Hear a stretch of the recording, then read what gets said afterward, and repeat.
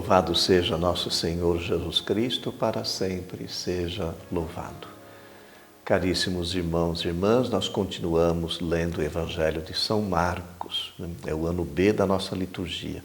Estamos no segundo ciclo do tempo comum. E nesse domingo vamos ler uma passagem do capítulo 3, versículos 20, 35 do Evangelho de São Marcos. Narra algumas reações diante do messianismo de Jesus. Preste atenção, olha só, para os parentes de Jesus, ele estava fora de si. Para os mestres da lei, ele estava possuído por Beelzebu, e que pelo príncipe dos demônios expulsava os demônios. O que Jesus faz? Ele reagiu contando uma parábola do reino dividido.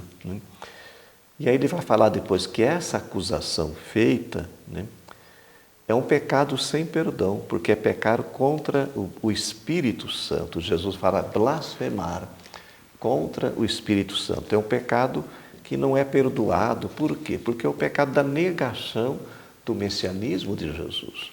É negar que Ele é Deus, que Ele é Senhor.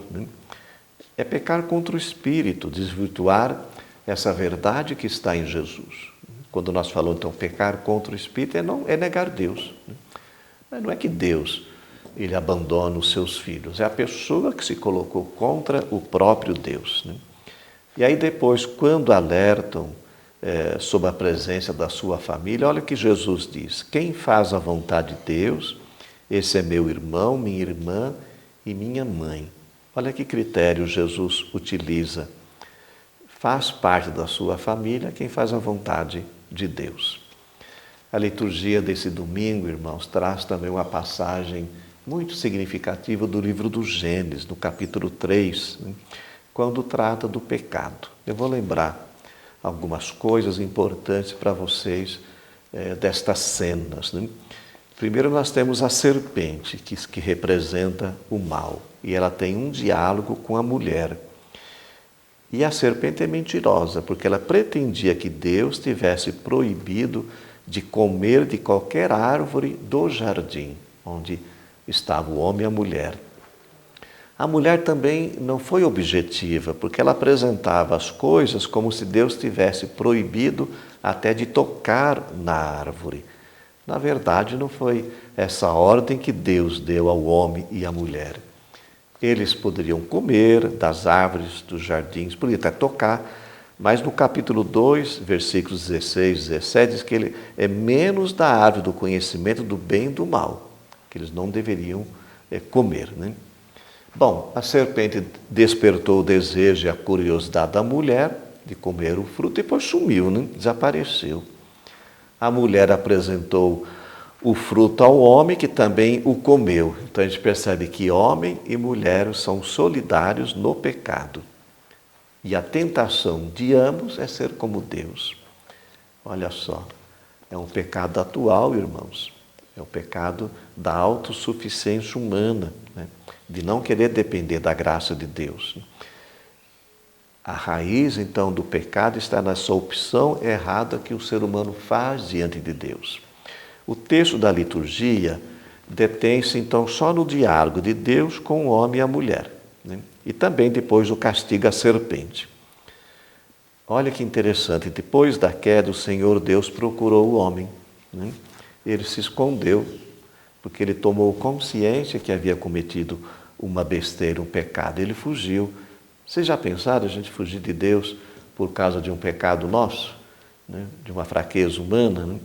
Nós temos a imagem da nudez. Ele falava, estive nu, não estava nu. E acabou se escondendo de vergonha. A nudez lembra a criança. A criança nua não tem vergonha. Essa é coisa nossa, dos adultos. Um adulto tem vergonha. O homem não teve coragem de olhar para Deus. E Deus foi visto como um juiz. É interessante, aquele Deus que caminhava, que era companheiro, que era amigo do homem, agora se tornou um juiz.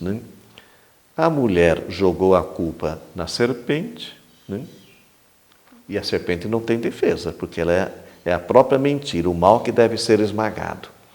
A inimizade entre o ser humano e a serpente é a inimizade entre a força do bem e a força do mal.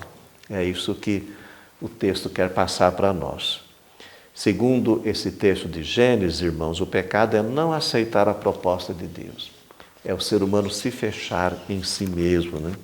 É dizer não ao amor de Deus. Podemos falar que é um pecado contra o Espírito Santo, né? Porque nós estamos negando o próprio Deus, né?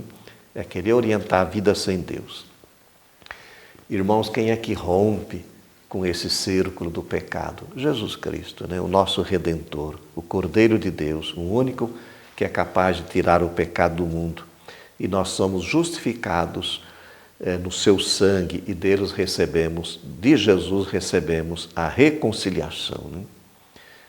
A família de Deus é acumulada de bênção, né? Mesmo diante das fragilidades. Olha que Paulo fala na carta aos Coríntios, né?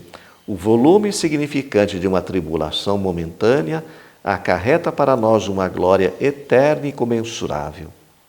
Porque quem está com Jesus volta o seu olhar para as coisas invisíveis, para aquilo que é eterno.